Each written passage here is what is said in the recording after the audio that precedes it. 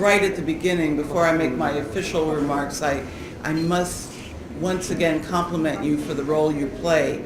And among the journalists and the very vibrant media environment here in Bangladesh, DCAB is at the top.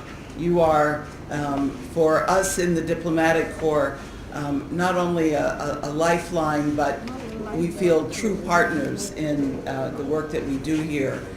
Thank you for your very kind remarks, but I think more than anything, other than the passion, which I agree with you, is a really important component, and the Sharis have certainly helped, but also really important is the fact that I have been very privileged to be in Bangladesh at a time with so many other talented, passionate, and caring diplomatic colleagues, both within my own mission and in the diplomatic corps. I think Bangladesh attracts very good people, and you make us even better. We get here, and no matter how much we know about Bangladesh, we come to appreciate Bangladesh because of the appreciation and the respect and the love that you show us. I don't know of anyone who isn't captured by Bangladesh. They say some people come here crying. Many of us did not, but we leave committed, all of us, to continuing our relationship with this country and to tracking its progress and contributing to its progress whenever we can. So thank you very much. I would like to also ask, we have a couple of very special visitors today, and Nick, before you leave, I was wondering if you could introduce our very special visitors among us today. Anne, can you all stand up? Yeah, we're very fortunate today to have the director of the Voice of America here in town. She's been visiting for several days. So I'd just like to recognize Amanda Bennett and Gary Butterworth, who is also with the Voice of America. And of course, many of you already know Rokia Haider, the Bangladesh.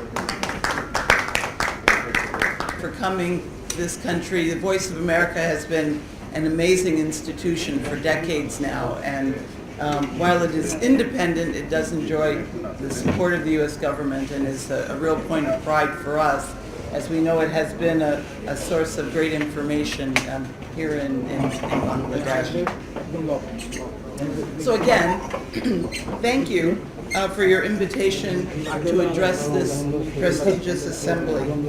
It has been nearly 3 years since I've had the pleasure of having a frank discussion with you on opportunities and challenges that we face in our robust U.S.-Bangladesh relationship.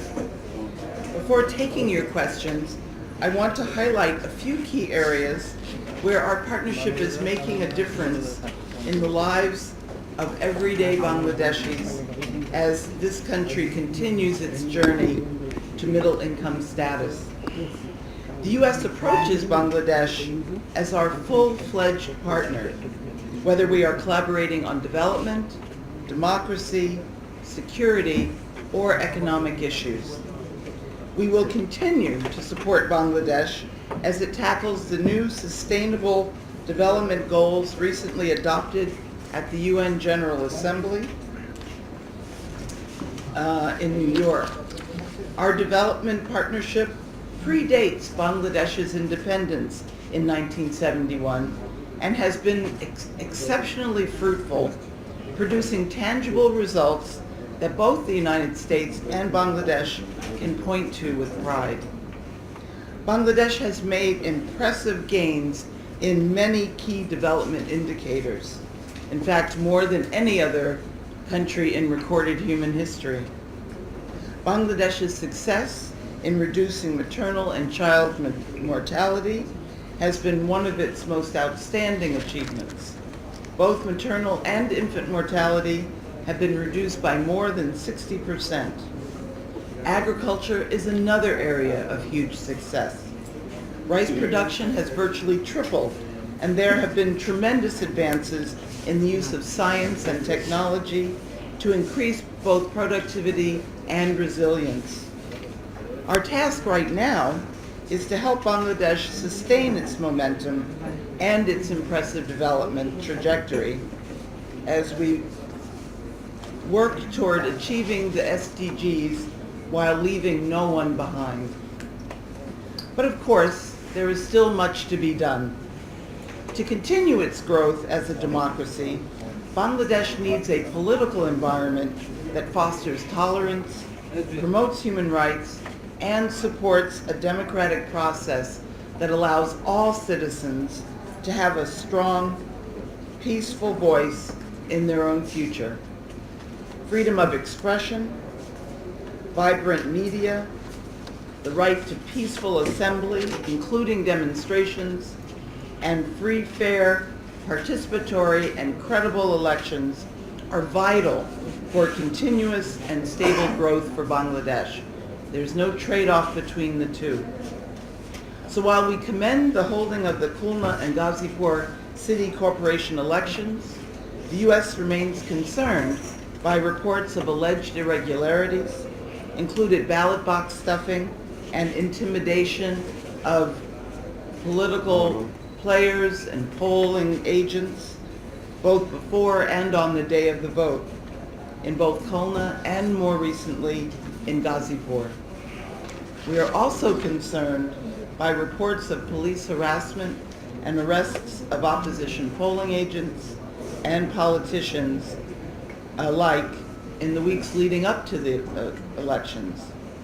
The government of Bangladesh has committed to hold free, fair, participatory, and credible elections that reflect the will of the Bangladeshi people.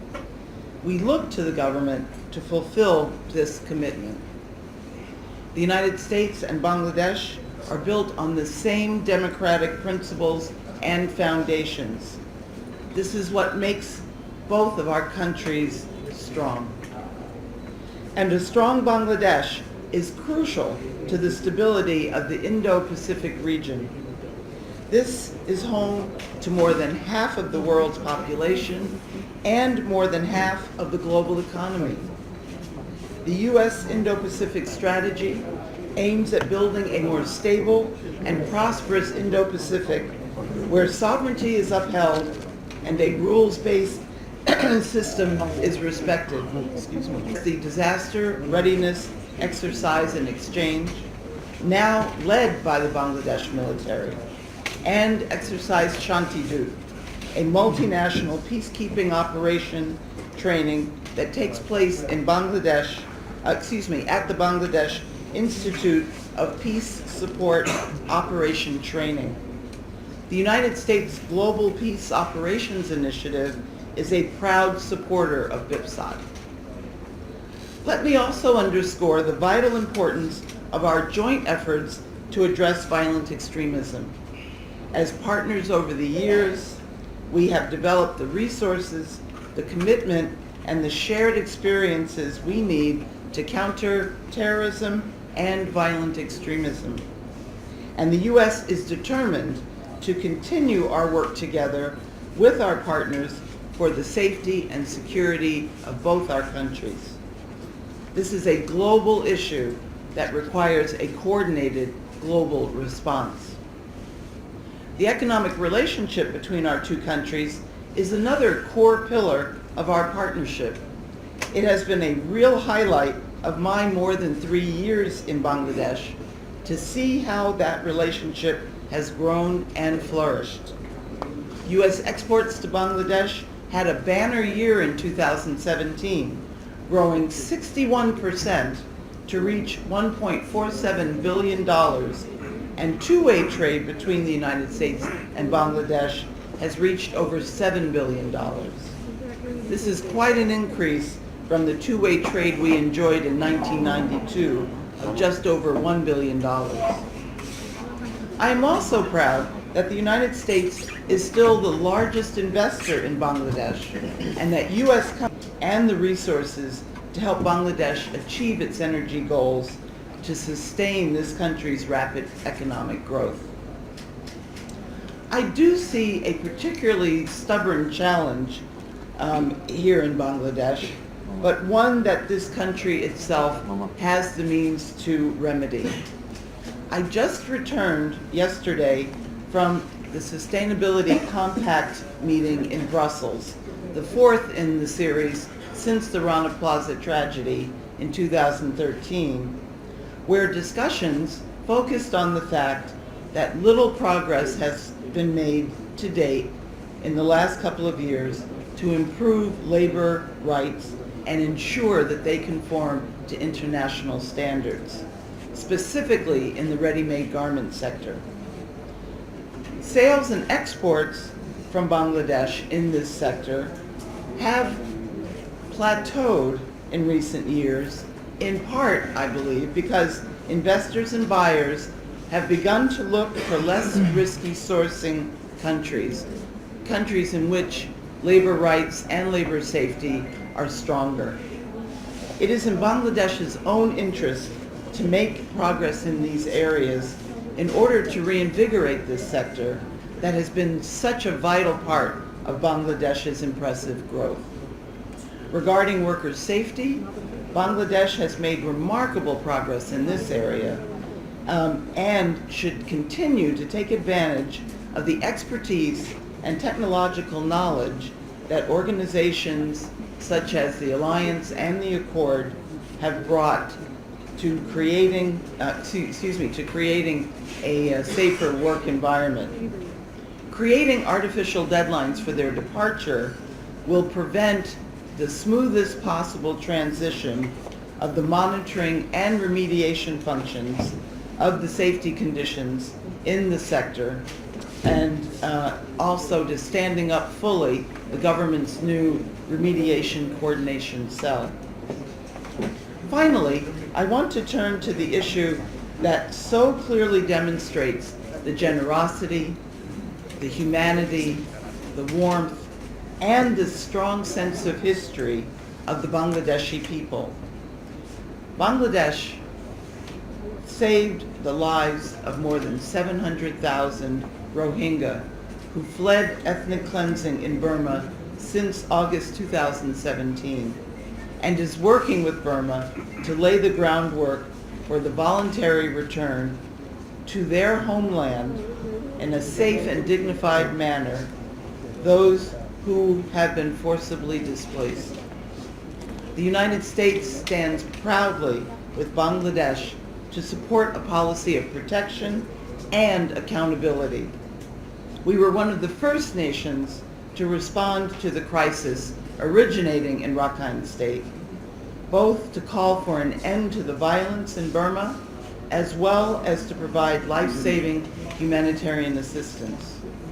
We are working with our allies and partners, including Bangladesh, to help ensure that there will be justice for the victims and that those responsible for these heinous atrocities and other human rights violations will face the consequences. Again, I want to thank you so much for inviting me here today to speak with you, and as always, I welcome your questions. Onek Donavad. Question the way you did, because the Indo-Pacific strategy has been in the works for some time as a concept, and I'm very pleased to say that the government of Bangladesh has been very receptive to the idea. If you look at the map, Bangladesh literally bridges the two regions of South and Southeast Asia and the Far East itself. Clearly, Bangladesh stands to be among the countries to gain the most from a full and fluid and fair trading environment across all of those countries.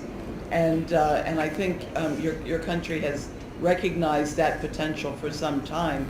The Indo-Pacific strategy looks at a very holistic approach of looking at trade, at looking at trading regimes, at looking at security issues from the broadest possible perspective. First and foremost, you need a conducive environment, and that means shipping, being able to travel freely from one region to the other without any impediments, with a minimum of non-tariff barriers and other things. You need a safe environment. Shipping lanes that are free from the menace of pirating or free from any one government imposing its sovereignty on areas that should be free for all countries to use for navigation. But it also means looking at building new partnerships. And I think, again, in terms of Bangladesh, there's so much potential here, whether we're talking about expanding the provision of electricity or building infrastructure, providing training, all of the tools that help an economy to grow. And so we're looking with renewed vigor with our partners here in Bangladesh at how we can partner with other nations, leveraging financing, leveraging technological knowledge, leveraging development assistance in greater ways to the benefit of Bangladesh.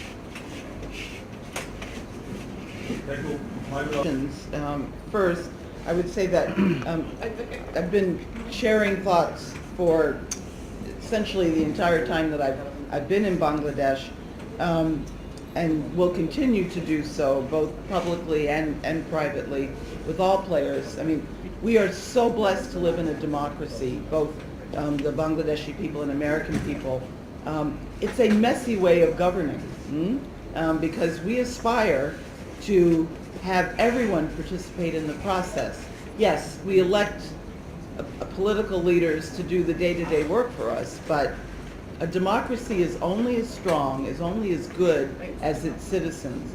If all of us don't participate, whether it's in elections or running for office or holding our elected officials accountable between elections, the onus lies on us. We are the government, and that's what makes a democracy the system it is. So I don't just talk to political leaders, I don't just talk to government officials, I talk to students, I talk to social groups, I talk to everyone about this. I think first and foremost, we have to note how remarkable the elections in Khulna and Ghazipur have been in the context of the last couple of years in two very important ways.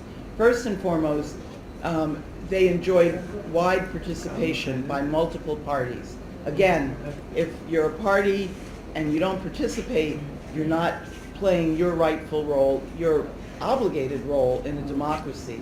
So the fact that, various parties fielded candidates, very, very welcome. The second really good news about the elections was the noted lack of violence. I understand that there's a history of violence associated with elections, something that we're very concerned about regarding the national elections this year. And so it's been really encouraging to see, actually, in the first three elections of the year, if you include Rangpur, that violence has been remarkably lower than in past years. That's really important, and we hope that all parties respect and carry those two very good habits, if you will, forward. But what makes an election free and fair doesn't begin on the day of the vote. It begins with, can a candidate come forward and be able to register freely and fairly, without intimidation, without being bribed to participate or not to participate? Can parties hold meetings and rallies and demonstrations, again, peacefully, but without any prohibitions? If you cannot talk to your constituents, you can't possibly, or to all voters, then you can't possibly have a free contest. More troubling is the fact that so many members of the opposition party in particular have been arrested, not only in the run-up to the elections, but in the last couple of years. Party leaders from all levels, from the most grassroots level right up through to the national leadership. Polling agents have been arrested or prevented from going to the polls. If you're arrested, or even if you are out and you are intimidated by this, then you can't participate as fully and fairly in the process. And then finally, on the day of the elections, people who were either intimidated to not go to the polls or who were told to go to the polls and vote in a certain way. People who arrived at the polls and found that there were not representatives of each of the parties among the polling agents. Why does that system exist? It exists to make sure that the system is run properly and fairly. The fact that people have witnessed ballot stuffing or voting, or people, arrive to find that their vote had already been cast. All of these practices rob the citizens of those cities from being able to express their voice in a full democratic manner. And the election is the very symbol, the very means by which we as citizens in a democracy express our voice most regularly and most clearly. And so there were irregularities. I understand observers are still compiling their observations. So I won't speak to specifics, but there have been reports, and in fact the Election Commission suspended voting in at least 9 districts, 9 constituencies where irregularities were found. So again, with the remaining elections this year, our hope is that these core problems will be addressed, again, both before the next round of municipal elections, and certainly that care will be taken so that the irregularities do not occur. When they occur, that they're investigated fully and remedied to make sure. I also note that, I've heard since I arrived here that voting is a very festive occasion in Bangladesh, that people are enthusiastic about it. I envy you that, because it is a wonderful privilege. I remember going with my oldest son the first time he was able to vote in the U.S. national elections, and he was beaming afterwards, something that a teen usually doesn't do unless there's a video game or something else involved. But he understood the right he was being allowed to exercise for the first time. And I understand that is an enthusiasm that Bangladeshis routinely share. So the fact that voter turnout rather, in both of these municipal elections was lower than in previous years is also a reason for concern. Are people growing more cynical and less enthusiastic? That may be, but if for whatever reason people didn't come to the polls because they were afraid to, or they were told not to, or they were paid not to, or for whatever reason, then that is a troubling sign, and one that we also hope will be reversed in the future. Regarding the drug war, and I didn't address the war against drugs in my remarks, but it has saddened me to see that the scourge of drug addiction has spread here in Bangladesh. It is perhaps one of the afflictions of a more modern and more affluent society.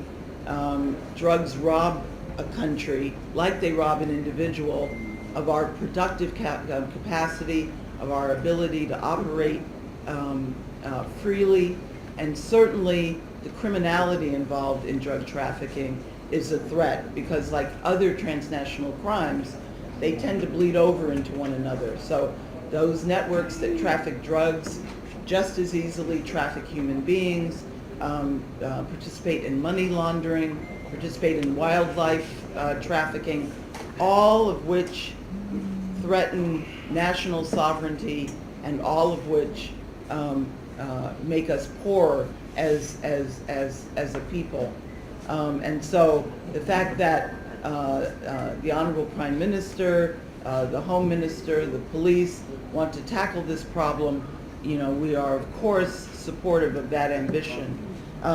What has been more troubling has been the number of extrajudicial killings that have accompanied the campaign. Over 150 people have been killed. Obviously, drug traffickers may possess arms. Obviously, drug traffickers will resist being arrested, and there will be violent confrontations. That happens again in any country. But as citizens of a democracy, whenever that deadly force is used, and there is an accountability process, and I'm assured by the police and by the home minister that there is a process, then we as citizens should be able to see the outcomes of those investigations, and that when deadly force was used inappropriately, that the appropriate disciplinary actions are taken against those who use that deadly force. The other observation I will make about the war on drugs, and obviously my country has been at it for a long time with very mixed results, but one thing that we absolutely know is ineffective is focusing that war on the drug traffickers, on the drug dealers at the lowest level. For every drug dealer who is taken off the streets, there are 3 more who are either waiting to take their place or who will be created by getting someone to be addicted to drugs and then needing to earn money to. Let me start with your first question, and that is to say that as an emerging middle-income country, I think there are a couple of things that